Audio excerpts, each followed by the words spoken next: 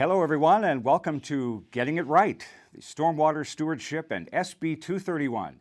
From the state capitol here in Sacramento, I'm Brian Green. And on the face of it, it really is just some simple legal clarity that is being mandated in Senate Bill 231, reaffirming in state law that the definition of the phrase sewer water must include stormwater. But that relatively basic legal and semantic clarification that makes up Senate Bill 231, which actually passed out of the California legislature earlier this year and was signed nearly 2 weeks ago by Governor Brown, belies some potentially significant impact and even benefit on how California is getting it right by capturing enough stormwater for reuse and replenishment of its thirsty aquifers, and to better manage storm flows to protect property and reduce pollution, and how local governments can pay for that process. And Senate Bill 231 certainly seems to be having a not-so-simple impact on some of California's local jurisdictions, and taxpayer advocates and others who are concerned about taxpayers being hit with hidden taxes, having voters' rights taken away, or even attempting to circumvent California's Constitution with a simple statute. Well, we will discuss all of that and try to simplify the issues and clarify the dynamics of what SB 231 means to California and managing our hydrological and fiscal future here in California. And we will also take your emails and answer your questions within the body of the program here in the next hour. First, I want to introduce our guests. We'll start with the gentleman here in studio with me, Sean Bothwell. He is the Policy Director of the California Coast Keeper Alliance, based in San Francisco, an organization whose mission is to fight for swimmable, fishable, and drinkable waters for California's communities and ecosystems. Welcome to you, sir. Thank you very much. And Michael G. Colantuno. He is a partner in the firm of Colantuno, Highsmith, and Watley, based in Grass Valley and in Los Angeles, a firm representing public and private clients through California and municipal law. And in fact, Mr. Colantuno is considered a leading expert in the law of government and revenue, and both of these issues definitely figure prominently in our discussion of Senate Bill 231. And last but not least, joining us live via Skype from his district office in Van Nuys, in the bustling heart of the San Fernando Valley in LA County, is the author of Senate Bill 231, the chair of the Senate Committee on Natural Resources and Water, representing the 18th Senate District, the Honorable Senator Robert Hertzberg. Senator, good to see you. Hey, thanks a lot, Brian. And thanks for your extraordinary work over the last number of decades. You've just been such an important voice in all of this stuff, and I really appreciate it. And Michael and Sean, thanks for participating. And to the 13 million viewers who are watching here today, we appreciate you taking the time to work on this important public policy issue. Oh my, 13 million viewers. Now we're a little jumpy. No, Senator, it's always great to work with you. We've worked together a long time, and it's great to be able to talk about this very important issue.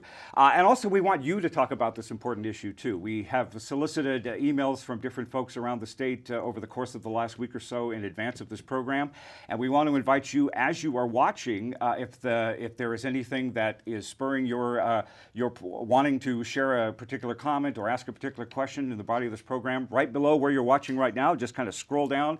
There's a place where you can submit your name, let us know where you're watching, submit your question, hit submit, and if appropriate, and there is time, we will get to as many emails as we can in the body of this program. So we encourage everybody to participate in our discussion here today. Senator, I am going to address a lot of the questions here to the two gentlemen in the studio with me, and they do have a lot of things to share in regards to SB 231 and the impact. But first, considering you are the author of the bill, I just want to know what's your reaction to the fact the governor signed this piece of legislation. What do you say? Well, I think it's a great thing, and I'm very happy and thank the governor for his signature on this SB 231. This webinar came, and I love the title, Getting It Right. This is the first time on any legislation so quickly that we've actually done this, and here's the reason why. This water world I've been in my whole life. I wrote my dissertation on water over 40 years ago. I worked on the quantification settlement agreement, the lining of the canal. It's an area that I care deeply about, and I'm thrilled to be the chair of the Natural Resources and Water Committee that Pro Tem De Leon put me on, so I could really think through kind of the next generation. Where are we going on water policy? Years ago, if you look at my office here, my San Fernando Valley office, you'll see that the name of my office is called the William Mulholland Room. Right. And above the chair I sit in, there's a big picture of Bill Mulholland. But he embodied a different kind of a think. He embodied a place that was a city in Los Angeles, where I'm from, of 284 annexations, many of which came because of his endeavors in the water world, where he imported water initially from Northern California, then subsequently his efforts to build the Coalition for the Metropolitan Water District. Well, that's created over the years a whole host of challenges for all of us, for the environmental community, for the agricultural community, the politics, if you will, of the North-South divide. And so as I took over this chairmanship from Fran Pavley, Joe Steinberg before that, Sheila Kuehl, and I tried to rethink this whole notion of where we're going.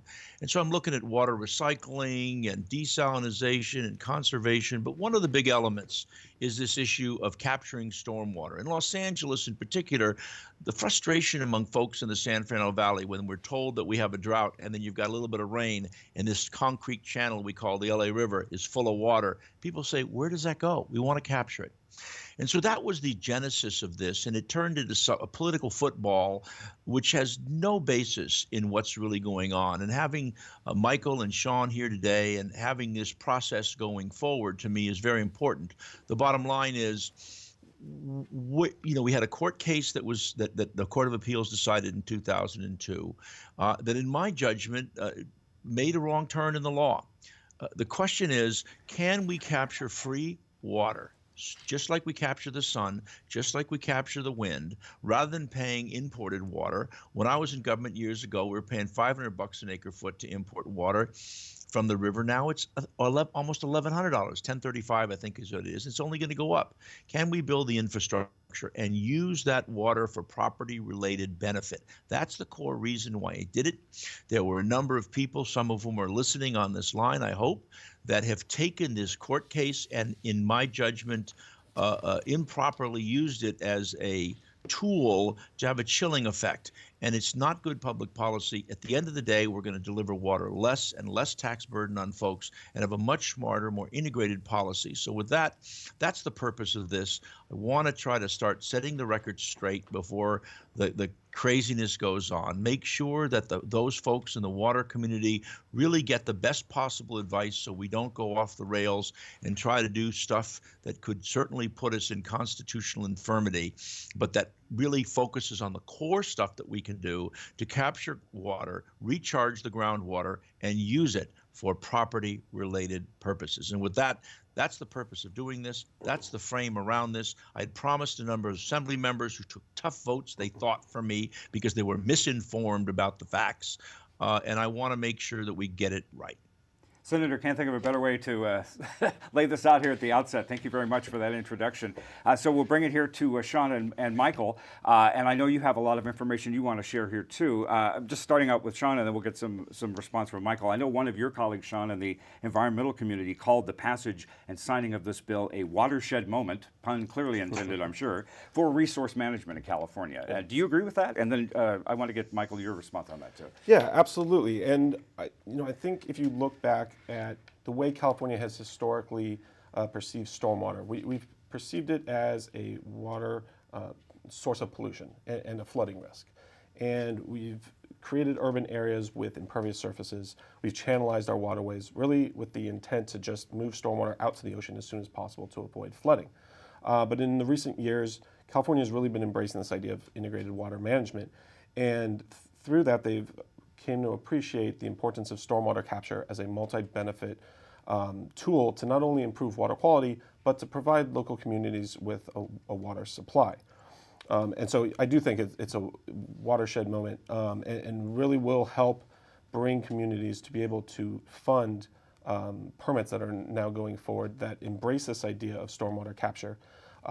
Traditionally, stormwater permits and regulations have always looked at compliance through pollutant loads of what we're discharging in the waterways. But over the last couple of years, cities like Los Angeles, San Francisco, San Diego, they've been adopting permits that have really revolutionized the way we do stormwater management to look at volume of stormwater captured rather than the pollutant load. Mm-hmm. So with that change in philosophy, there comes these additional pressures of funding these type of stormwater capture projects. So SB 231 is critical for local communities to be able to get the funding revenue they need to implement these stormwater capture projects. All right. And Michael Colachuno, I know representing a lot of local governments here in California, you've seen firsthand their reactions on both sides of it, really, probably. What is your feeling about the significance of SB 231? It's very helpful. The challenge for local government is that we have mandates from the environmental regulators to clean up the stormwater that escapes our jurisdiction. We have challenges to provide an affordable water supply to the people that we serve. The last drought, which maybe is over, we had one wet winter, we'll see what the next winter brings, demonstrated exactly how difficult it is to assure a water supply around California.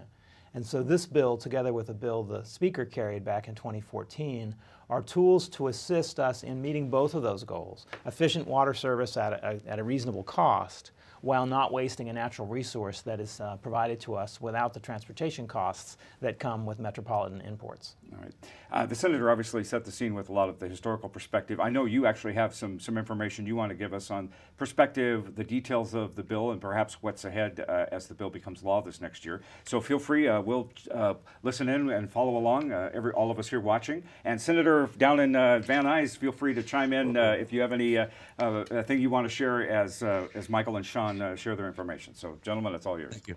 Okay. Well, to start off with, I work for California Coastkeeper Alliance, and we work to represent California waterkeepers throughout the state. And many of you probably know the waterkeepers for doing stormwater enforcement. But in parallel to that, we also work on stormwater funding. For example, I am the chair of the State Water Board's Stormwater Funding Subcommittee. Our goal is to really identify and recommend how we can remove barriers to stormwater funding. Our water keepers have supported AB 2403, which we're going to discuss, and SB 231. And we also work with our communities to really raise awareness of the importance of stormwater funding. So I've already discussed this kind of change in philosophy about how we manage stormwater today. But it, again, places financial burdens on the communities that need to build these stormwater capture facilities to come into compliance.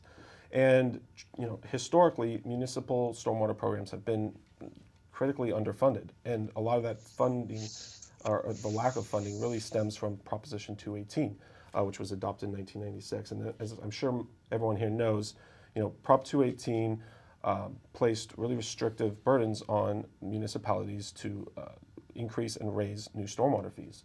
But I think it's important to note that Proposition 218 also comes with exemptions for sewer, water, and refuse collection. And for those of us that work in the stormwater world, we really see stormwater at the intersection of all three of those exemptions. We collect and dispose of stormwater through the municipal separate storm sewer system, and as such it should be treated as sewage under Prop 218. As I've said, we capture stormwater to provide water supplies to local communities. That again should be covered under Prop 218. And recently, the State Water Board adopted a statewide trash policy, which requires municipalities to conduct robust refuse collection through stormwater full capture devices. And interesting enough, the definition of these full capture devices includes stormwater capture as a BMP to come into compliance with the trash policy. So they're all really at this intersection of the three exemptions under Prop 218. So we mentioned Assembly Bill 2403 by Speaker Rendon. That bill did something fairly simple. It defined water under Prop 218 to include three words: from any source. We thought that was an important move forward, and unfortunately no city or county or special district really took that tool and opportunity to date to raise a stormwater fee. You fast forward to 2017, and thanks to Senator Hertzberg for his leadership on this issue, introduced SB 231, which defines sewer under Proposition 218 using the dictionary and the Public Health and Safety Code. And the strategy behind SB 231 really comes from a recent 2015 Crawley decision that looked at the Public Health and Safety Code's definition for refuse and used that to define refuse collection under Proposition 218. So SB 231 really just extends the reasoning of that Crawley decision to apply the Public Health and Safety Code for the definition of sewer, which includes stormwater. I want to be clear, though, that SB 231 it doesn't amend the Constitution, doesn't change the Constitution, it doesn't on its own raise a stormwater fee, and it doesn't undercut the protections and safeguards that are in Proposition 218. It merely tries to put stormwater at the proper intersection between sewer, water, and refuse collection. AB 231, though, does disagree with the Salinas decision that the senator raised, and I'm sure Michael will bring up. And so in order for 231 to prevail and a stormwater fee to prevail, there's going to need to be a published appellate court decision that essentially overturns Salinas. So I'll leave it at that and let Michael, the expert, speak on that. Sure, I'm going to walk through some slides, so the folks watching us via the webinar will be looking at slides for a bit. I think we can skip the first slide because Sean more or less covered it in his discussion. And I think the second slide, which says boundaries of legislation, is also covered by Sean's comments. Let me spend a little bit of time on legal context. In 1996, California voters adopted Proposition 218, the Right to Vote on Taxes Act. It was primarily about assessments, charges that show up on your property tax roll that are used to fund services and facilities. But the framers of Prop 218 put in a chapter about property-related fees and didn't especially well define them. And we've spent the last 20 years litigating what that means. In particular, when you adopt a so-called property-related fee, which is a fee on a parcel or on a person for a property-related service, there are two hurdles to overcome. First, there's a majority protest proceeding in which we mail every affected property owner a notice of a hearing, allow them to protest, have that hearing, and if there's a majority protest, which is rare, we don't get majority public participation in public life, and we don't get it in writing in 45 days. So it's rare, but it can happen. Then, unless you've got a fee for water, sewer, or trash service, you also need an election. Either a majority of property owners voting one vote per parcel, or 2/3 of registered voters voting at the polls.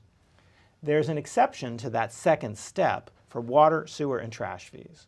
So it becomes important to know what a water fee is, what a sewer fee is, and a trash fee is. We negotiated the Prop 218 Omnibus Implementation Act of 1997 with all stakeholders. It was passed without a dissenting vote in either House or any committee, and signed by then Governor Wilson as urgency legislation to provide some definitions to implement Prop 218. But quite frankly, we didn't put many definitions in about fees because both sides to the negotiations, the local government side and the, shall we say, the libertarian anti-tax interest groups, thought they had more to win by litigating those issues than legislating them. So we're just now starting to have a basis for legislation because we've had enough litigation to clarify the framework of the debate. So in that context, water was defined from the get-go fairly broadly in a paragraph of the statute. We got a nice decision from the 6th District Court of Appeal called Griffith versus Pajaro Valley Water Management Authority, which also defines water very broadly.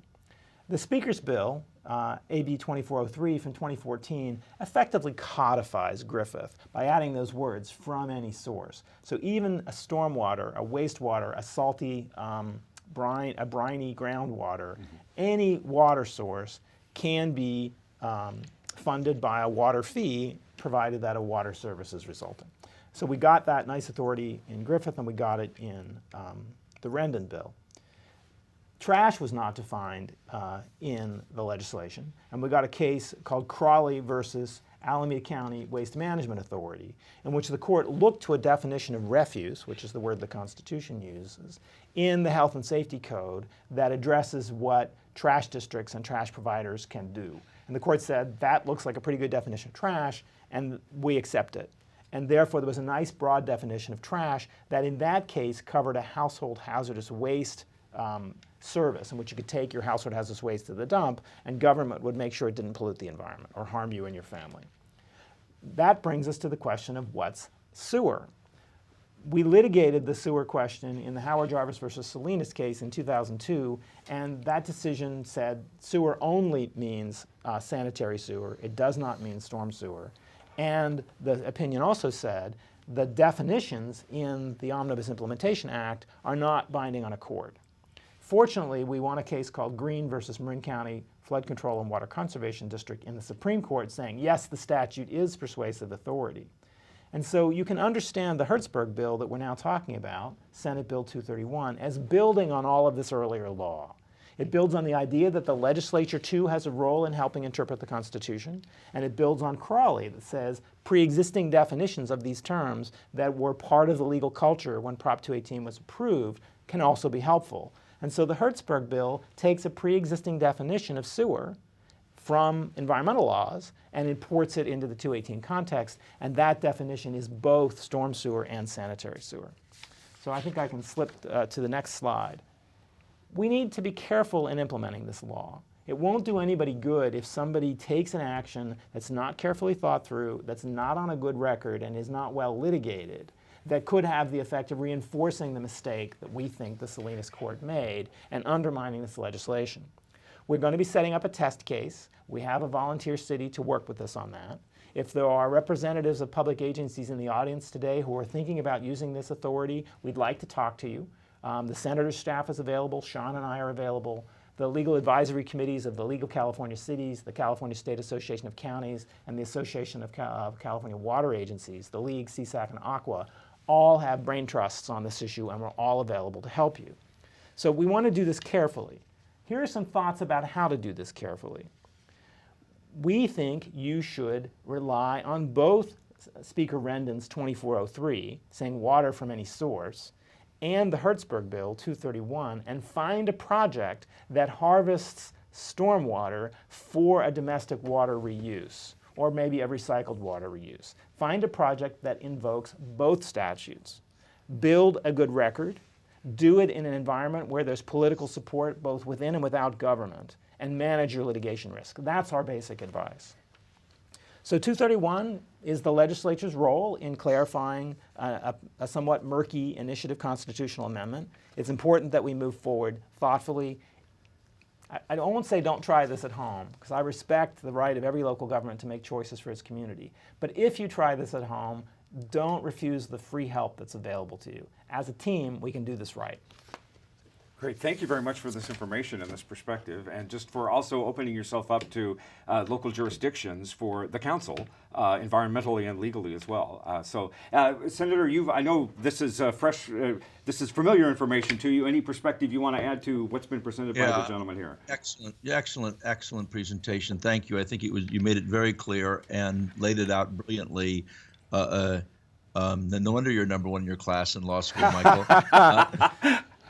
But the only thing else I wanted to share, if the event that there's any staffers, legislative staffers listening to this today, is as I went around and talked to all the members of both houses to get the votes, one of the big arguments that was made, and I had a bill the year before, and I had conversations with counsel at Howard Jarvis, and I thought that they were right. And so I held the bill back to make clearer definitions consistent with what you had expressed, Michael. But one of the arguments that was consistently made to the legislators was that somehow we were trying to overturn the Constitution, which you made clear. The only thing, the word that I used often in talking to various legislators in both houses and both parties was that the court in the Salinas case in 2002 said that this was ambiguous, and that wasn't determining its constitutionality, but was really going to the issue of ambiguity of the word stormwater and how much, whether it was stormwater, storm sewer, or sanitary sewer, and what that meant. And to the extent the legislature, as you appropriately noted, has a role in making those definitions. So I just wanted to circle back only to tie together the many, many conversations I had with folks to make sure that it ties into your presentation. Senator, and I want to get to some of the emails and move on here. One of the things I do want to bring up, especially to Michael's point, is that it's your intention now, post-Governor signing of this bill, to really be on as an advocate, as a resource with your colleagues for local districts, for local governments, for water agencies, and how to implement this. So you'll actually be boots on the ground, so to speak, with implementing this, right? That's right. I made a promise, and a promise is made and promise is kept. This is the first step. We'll follow up. Michael and Sean were talking about that in terms of being a resource. We'll continue to do that. I think your point's well taken, that obviously everybody has a sovereign right to do what they want, but at least if we can be of help, that would be great. I promise to go to certain city councils to clarify the challenges that were presented to folks when they were given a decision, to make sure that they understand it, number one. And I think both what Sean and Michael said is to make sure we get it right. All right. We are getting it right here in the hour of this program, and that is the title of the program. It's our on SB 231, this effort and strategy to modernize California's water resources impacted by climate change and drought and growing population by helping cities and counties manage stormwater. Senator Robert Hertzberg, the author of SB 231, is with us live from Skype from Van Nuys, and here in the studio, Sean Bothwell from the California Coastkeeper Alliance and Michael Colantuno of the law firm of Colantuno, Highsmith, and Watley, based here in Northern California and also Southern California. And again, encouraging you folks, as you're listening to our conversation, if you are compelled to share any questions, any comments, scroll down from where you're watching right now on the Senator's website and type in your name, where you're from, give us your question, your comment, hit submit. We'll do our best to get any question or comment in as appropriate in the body of the program. Senator and gentlemen, we're actually going to go to some of the emails. We have them here for as long as we can, and we'll go to other questions in between us as well, too. First one up, Heidi from Salinas. She says this bill was presented as focusing on stormwater capture and reuse, but now that this is passed, can MS4s, and that's what they call the Municipal Separate Storm Sewer System Permitting Requirements, and I'm actually totally amazed that I actually know what that is. Can MS4s now assess a fee or assessment to cover the costs of maintenance of stormwater drainage systems? And gentlemen, I'll start with you here. Any perspective you have on that? I think that's an implication of this bill, but I would not recommend you go there yet. I think a fee that just maintains a stormwater system without a showing of benefit to a water or sanitary sewer system, and there are ways to show benefits to either of them, is trying to defend 231 without the support of 2403, and that's not my recommended strategy. Okay. Any comment on that, Senator? Regarding the MS4s, I know there's been some concern from some folks said that those the permitting requirements are so tough and costly that, like LA County and some of the other cities that have to comply with them, that they're using what some of the opposition to this bill has said, trying to find ways to get residents to pay hundreds of dollars and thousands of dollars in new taxes, when in fact that maybe we could look at a review of MS4 to see if it's more reasonable and cost effective and feasible. If to the extent any of that's relevant, any comment on that? Yeah, just very briefly, one of the fear-mongering, if you looked where the support and the opposition came from with respect to local government in California, it was mostly in LA County, because there's a fear that there's going to be this huge costs associated with this. And so, you know, I get that, but it's just not accurate. I follow Michael's advice. Number one, the only thing I would add to that, to supplement to it, is that clearly if you have, just for ease of example, 100 units of water, and we take that water and we divert 25 units of that water for groundwater for use of property-related fees, the federal law requires it to be cleaned up. So there's going to be a cleanup cost in any time you recharge the groundwater from any source. And so that has the indirect impact of helping with respect to these permits, but it's certainly not the core value of which Michael expressed, and I 100% agree with respect to the go it slow strategy. All right. I'll Yeah, just go ahead, add that, John, please. just to echo Michael's point, until the case law is really there and that we have these SB 231 really in place, why not use both tools that are available to us, AB 24 and 203, to segregate them apart at this point when we don't really have that good case law in place at this point? Seems a little reckless, and putting them together really is probably the best strategy to do. All right. Thank you very much for that question, Heidi. We go to the next one from Hai-Jin from Fullerton. Hai-Jin asks, when does this bill become effective? When does it become law, I assume she means? And can municipalities now perform cost of service study for stormwater sanitation similar to water and sewer? Senator, maybe you can answer that question as the legislator or the author of the bill. When are we seeing this come into law, now that the governor signed it? As with all laws, in absence of urgency legislation, it will become effective first of the year in 2018. Okay. However, because the legislature is interpreting a constitutional provision that took effect in 1997, I think the courts might take your advice early. And more to the point, we're not likely to have this in front of a court, even if you adopted a fee today before January. So I think the local community can start to rely on this authority. The second question, in some ways, on the screen that people can see is a restatement of the question that we just answered for Heidi and Salinas, which is, yes, you can do a cost of service analysis to provide some funding for your MS4 storm sewer system, provided that you're also providing a benefit to your water and sanitary sewer systems. So you're looking for joint benefit projects as the best legal strategy in the short run. All right. Thank you very much for that email. We'll go to our next one. Thomas from San Diego. Thomas asks, how would a county go about pursuing stormwater program financing under this new method? As a fee on sewer bills? Short answer is yes. The slightly longer question is yes, a fee on a part of your sewer fee, your sanitary sewer fee, or a part of your water fee, or a part of both. If you're showing benefit to your domestic water system, water fees can be used to achieve that benefit. If you're showing benefit to your sanitary sewer system, I've got a client that has storm sewers that are above the sanitary sewer system because that's how we stack things. The dry utilities, potable utilities, and dirty wet utilities are in that order because of what flows downhill. And because the storm sewer system was leaky, and it was flowing into the sanitation system, there was much more water to treat at the sanitation plant. By rebuilding those storm sewer pipes, they reduced flow to the sewer plant, and the sewer fees could fund that efficiency because they were benefiting from it. So projects that show benefit to sewer and projects that show benefit to water by recapturing a water resource and putting where it can be made beneficial can be funded from either water or sewer fees. A standalone MS4C, a standalone storm sewer fee, still requires voter approval.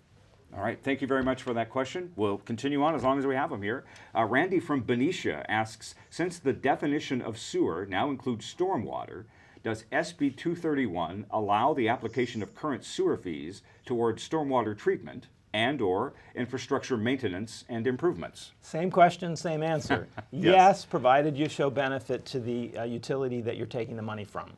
Okay, any other, feel free, Senator, chime in on any of this if you have any perspective. Yeah, no, I agree. I can't say anything other than, this is, the core does, just like the whole I'm talking to John Kupal, I learned a lot.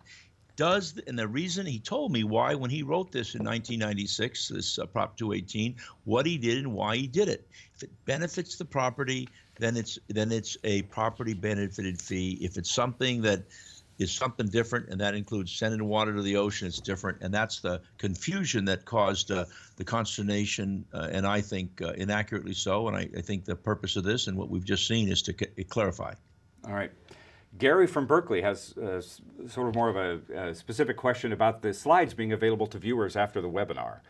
You want to make those slides available to folks in that general distribution kind of way? I assume so, but I defer to the senator. Absolutely, 100%. They're great. As long as you guys are okay distributing it, we'll put it up in our office, and I'll defer to my technical people to figure out how to get it out to people. And to the extent you have the network, Sean, and Michael, as long as you're okay, it's your work product to put it out through the system. And my hope is to be able to, with the help of both you, to continue through the various distribution channels in the Aqua and in the counties and the cities, to continue to get this message forward for those who are not listening to this webinar today, and to be available, as you suggested in your presentation, to be a resource to answer questions as we go forward. All right. We are talking to Sean Bothwell and Michael Colantuno and the author of SB 231, Senator Bob Hertzberg down at Van Nuys, about SB 231, getting it right. Our next question comes from Leslie from Oakland. Do you envision cities eventually expanding existing sewer fees to include stormwater projects, or cities creating new separate stormwater fees? The short answer is yes. The longer answer is that using a sanitary sewer fee for a stormwater program is justifiable if you can show benefit to the sanitary sewer, like the hypo I showed about reducing inflow and infiltration. A separate fee just for a storm sewer system, under current law, even with this bill, is still going to require voter approval. The law may develop. We'll see how the law develops. Part of our goal is to develop the law in a thoughtful way. Okay. Jackie from La Puente, actually, Michael, just wants you to repeat your recommended steps of implementation. The best way to use the authority that the senator and the governor have created is to adopt a fee that relies on both the senator's SB 231 and Speaker Rendon's AB 2403 from 2014, which says that a water fee includes, a water program includes a program that provides water from any source.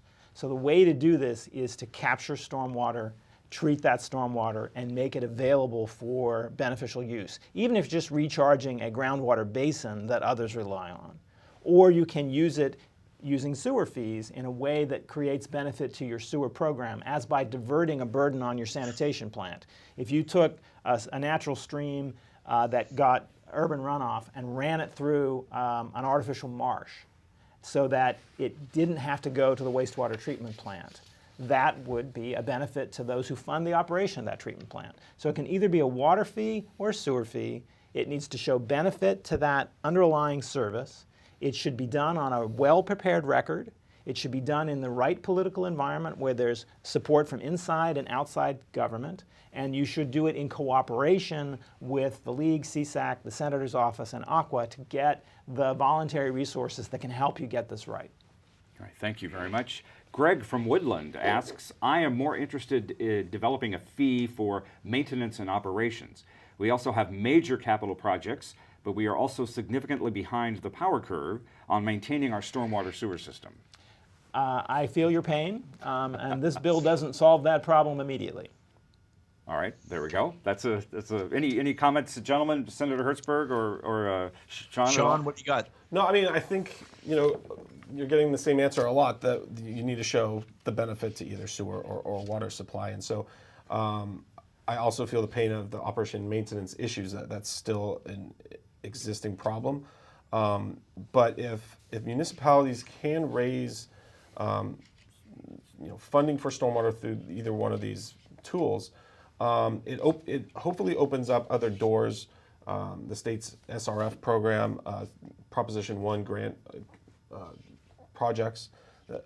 By having just the initial funding, you can capitalize on that and hopefully leverage that into other funding opportunities to do things like operation and maintenance work. Okay. Michael from Sacramento asks, how does this relate to the recent court case that says citizens' initiatives need only majority vote for special taxes and fees? First of all, it's not my opinion that the California Cannabis Coalition versus City of Upland case means that an initiative can adopt a special tax on a majority approval. A lot of people are out there saying that. I think they're getting ahead of themselves. I think that's, if you want a cause, if you want the test case that might lead to that conclusion, go ahead and rely on that reading of Upland. If you actually want revenue to fund local programs, get 2/3 voter approval.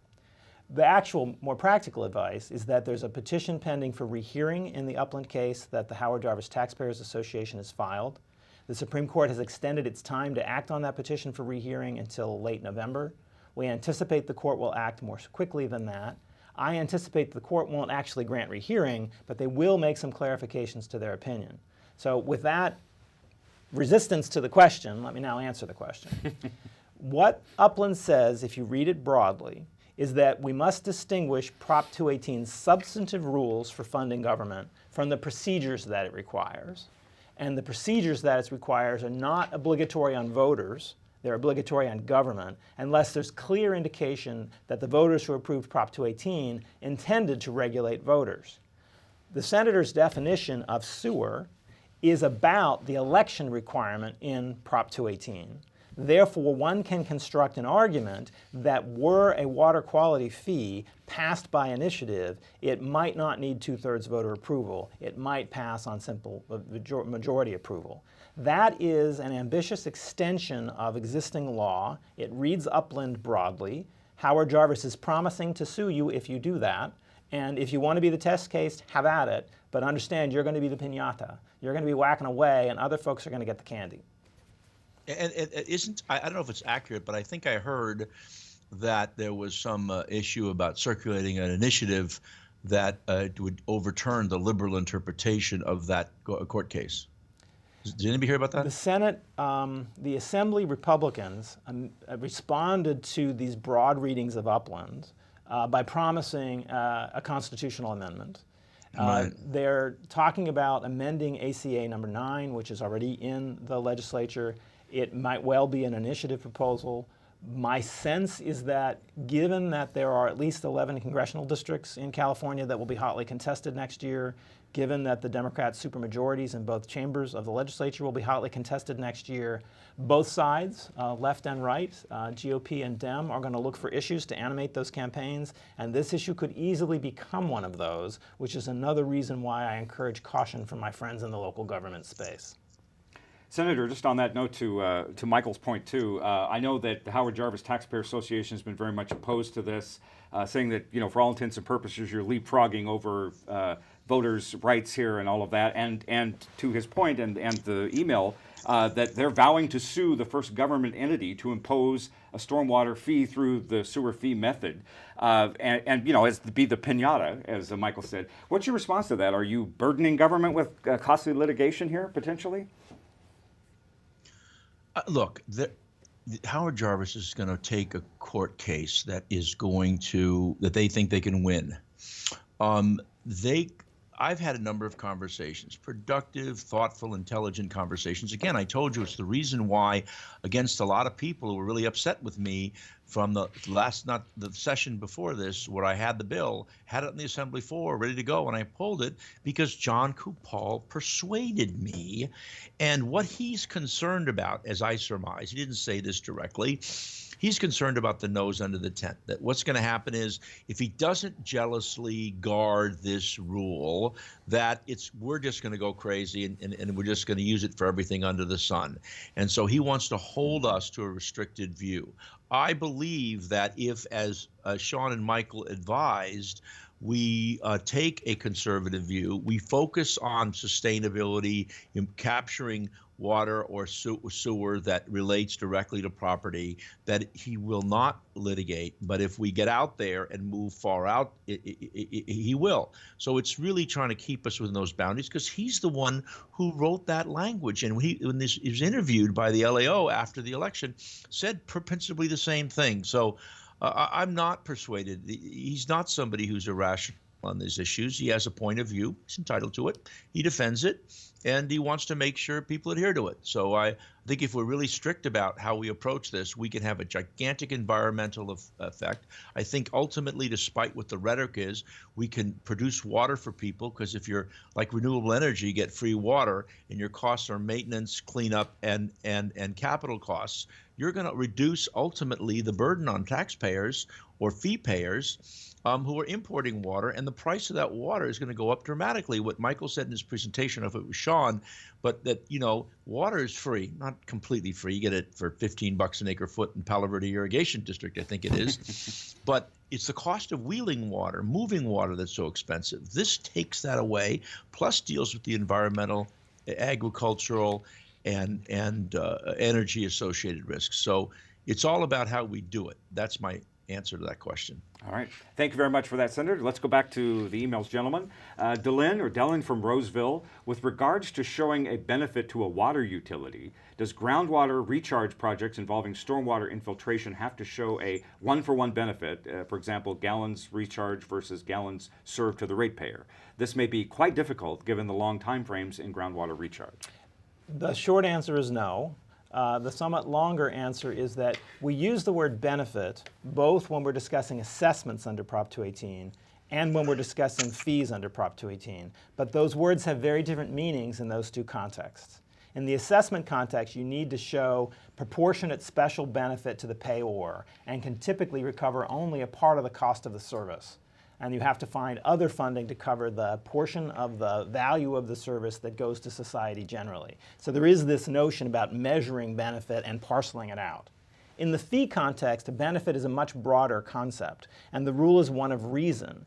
There's no water supply project that delivers at the tail end every water molecule that comes in the front end. You get evaporation, you get a certain amount of waste, you need some to stay in the system to charge it. There's never a one-to-one relationship, and one is not required. All right, thank you very much for that question. Next one, Jen from Los Angeles. Isn't LA County moving ahead with a property tax assessment for stormwater fee and for other purposes requiring a, I assume she says a, 2/3 vote? I think Sean can answer this one. Yeah, I know that LA County is moving forward with, I don't know if it's a fee or an assessment, actually. It's a tax. It's a tax, yeah. And I know that there was an initiative actually at the legislature regarding the assessment, and I wonder if Senator Hertzberg knows anything more about where that is. Well, I think that's, if I remember, Senator Hernandez, well, there's a couple things. Senator Hernandez, well, not Hernandez, Senator, Assemblymember Holden had a measure, I believe, that authorized this county to be able to raise its cap to do this. I don't know what the status is, but again, if that's what the county's doing, I haven't really been involved with them on this, but if that's what they're doing, then they're following the law, right? If they want to build a system to capture stormwater, not to capture stormwater, but to pay for the permitting and to build a system to go to the sea, they're applying the law exactly as it was written and interpreted prior in time. If you want to build the system, if you want to raise taxes, get a 2/3 vote and go for it. And get your parcel tax or whatever other tax revenue you want to get. This approach on 231 is the idea if this is a property-related fee, which was exempt from the voter requirement section. It was indicated earlier. Then you don't need to do that. You still need to do the notice stuff, but you don't need to do the vote requirement because it's a property-related fee as we define this. So clearly, part of what the county, I'm assuming, wants to do could, if they chose to, be covered by this. But I think the county could also, if they so chose, and the voters of LA County, put before the voters, do we want to build a stormwater system at whatever costs to deal with these larger environmental issues? I can comment just a little bit on the history. LA County proposed a fee that was purely a stormwater fee that was not designed to have a sewer or water benefit. It was designed to put cleaner water in the ocean compared to what's happening now. They used the traditional Prop 218 process of a majority protest hearing followed by a mailed ballot of property owners. The process became very politically controversial. People did not understand why property owners got one vote per parcel and non-property owners didn't, and it seemed un-American to raise money for government in that way, even though Proposition 218 tells us to. So midway through that process, the Board of Supervisors pulled the plug and asked the county flood control staff to look for alternatives. And the alternative that is now in discussion is a tax that would require 2/3 registered voter approval in order to achieve these benefits. That's a high mountain to climb, as most of us know. All right. If you are just tuning in, once again, we are talking about SB 231, Getting It Right, legislation designed to help cities manage and capture stormwater with Sean Bothwell with the California Coastkeeper Alliance and Attorney Michael Colantuno, and of course the Honorable Robert Hertzberg, the author of the bill down in Van Nuys.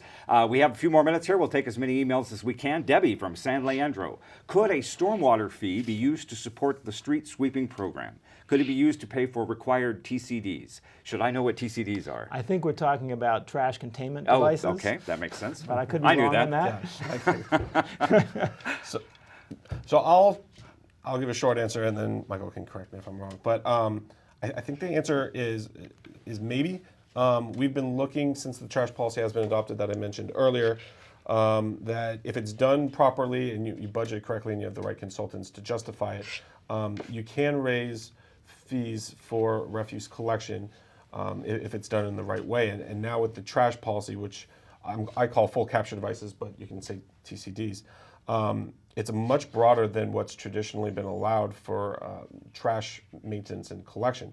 So you can use a storm capture BMP, for example, a bioswale that will not only capture the trash, capture the pollutants, but will also help infiltrate that water into the ground. So I guess my suggestion would be not only use it for structural BMPs, but try to get that AB 2403, the definition of water in there as well, so you have both tools. Again, just like we were talking about with SB 231 and 2403. I think you could possibly do the same with trash, but I think it's a gray area that hasn't really been explored yet. I think Sean got it right, but a way to think about what Sean just said is, it depends on where the water goes.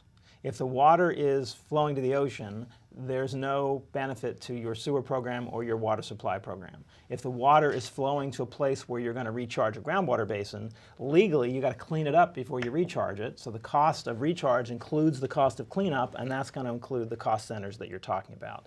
So the ultimate answer is, where does the water go? If it eventually finds its way back to a beneficial use, you can fund it with water fees. All right, thank you very much for that email. Next one would go up. Diana from South Pasadena. Can you use SB 231 and AB 2403 to pay for stormwater capture and infiltration facilities within an aquifer to which a city capturing the stormwater has no groundwater pumping rights? Yes, in two circumstances. One is which you can show that the folks who do have groundwater pumping rights will use those rights instead of your supplies. So you're displacing demand for your supplies, that you can do. The other way is that if you do it in cooperation with the government agencies that do have groundwater rights, they'll receive the benefit, you'll fund it, they can provide part of the funding for your program, and they get the benefit. One of the challenges of using the Speaker's bill in isolation has been that the agency responsible for stormwater and the agency responsible for sewer systems and the agency responsible for domestic water systems are not the same agencies. So using the Speaker's authority requires multi-agency collaboration, and we all know that it's harder to collaborate than it is to do things ourselves. All right, thank you very much for that email. Actually, we have one of our last emails here. Mark from Martinez says you are talking about these laws mainly related to stormwater capture. However, trash is a huge issue for MS4 communities. Do these laws allow easier establishment of fees to fund the removal of trash from stormwater? This is the question I think we answered a moment ago, and the answer is yes, depending on where the water flows to. Okay. All right, I think that does it for our emails. We're just about ready to wrap up here, so I'll give everybody just a chance for some parting shots. I think just to close here, gentlemen, really the California drought and all of this discussion has created this sort of social and economic and environmental race to the top, I guess, that I've read, that amid all of the controversy and the debates and the pending debates over tax issues and litigation and all of that, we have seen this competition arise within jurisdictions in California about who can do this water resource preservation and redo the best, who can do it better in a crisis. I assume that race is actually really good for California, right?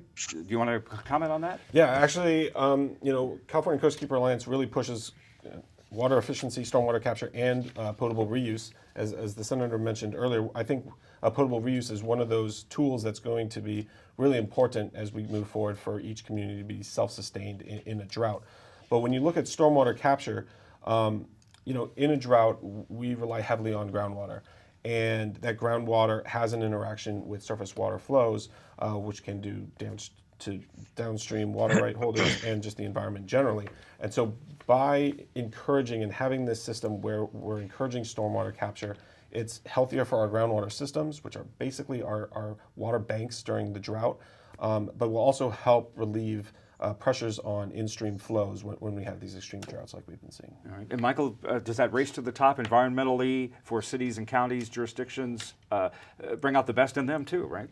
Yeah, I think it brings me to this idea. The essential idea of the Senator's bill is what he mentioned a minute ago. The most expensive thing about water is moving it around. And if we can capture the water that nature brings to our doorstep, we can avoid those very high costs, which are legal costs, environmental costs, and real hard cash dollar costs. And so that's the essential idea here, is to let nature transport the water and let us make use of the water where it is.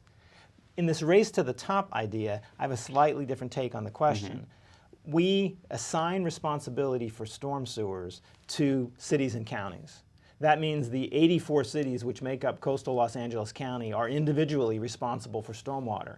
But this is a regional problem, and the solutions are going to be regional as well. And finding a way for those 84 cities to collaborate is the essential challenge for the political leaders, like the Senator, and this bill is one of those tools to encourage those collaborations to occur.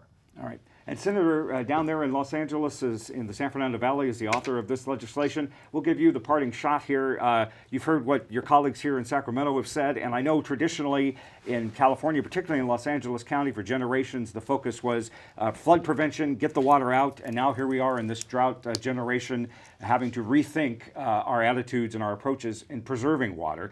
What can you do here moving forward just to make the water capturing, water saving element part of the DNA of California, not just to mention LA County? What's ahead? Well, look, here's the answer. It's in all the answers that were given by Sean and Michael, and that's this. Look, water policy is really hard.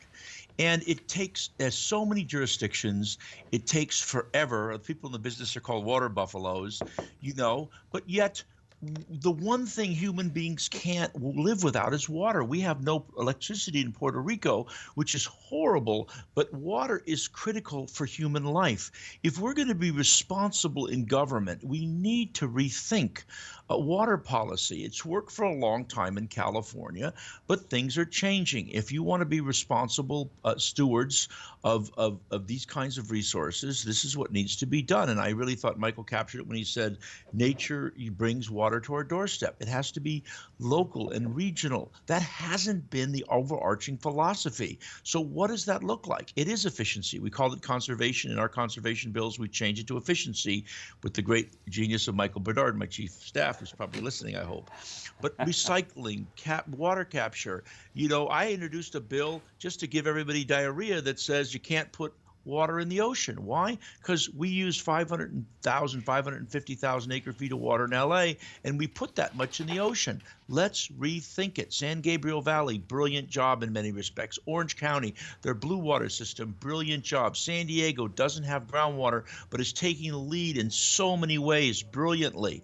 And so what we're trying to do, and as chairman of this committee, is to look at all of that architecture, to rethink it in a way that works, to avoid the political demagoguery that everybody wants to play. The thing that drives me crazy is that I get elected as someone not to represent an individual interest, but to represent the republic. And if my job at the chair of this committee on water policy is to help rethink that, that's what I'm doing. And I'll take the bullets in the short term because they're basically the kinds of things where people are just making noise because they're worried about the near term. But water, nothing happens in the water world in less than 10 years. There's real opportunities for real jobs. I want to stop putting more water in the ocean and take those pipes. They want to build another pipe in Lake County. I want to stop it and re-drink those pipes to recharge the groundwater. Metropolitan Water District, Jeff Keitlinger has identified that.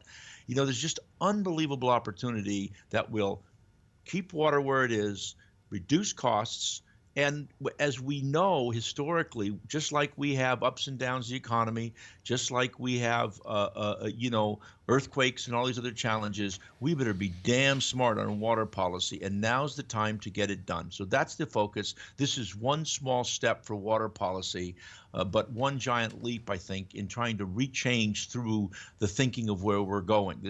We're going to continue to move ahead. Hopefully we get the efficiency bill out next year. Sean, please help us. Those bills. I'm on it. Live pressure. I'm on it. Let's get that piece done. Desal, there's opportunities there that are environmentally sensitive, that are brackish water. A lot of the investor-owned utilities are looking into that stuff. If we're going to be good public policy makers, let's get ahead of the game. That's what you guys are doing. That's what this step was. It was easy to obfuscate. Only closing remarks is, I sure wish this podcast was shown to every member prior to their vote, because I think we would have got a lot more votes. You guys did a fantastic job. Well, as a matter of fact, this podcast or this webcast is going to be archived right here on this website. So folks that maybe missed this live discussion can check it out as word of mouth and the bill becomes law here this next year to get some of the perspective. Senator, go ahead. One more point. Yes.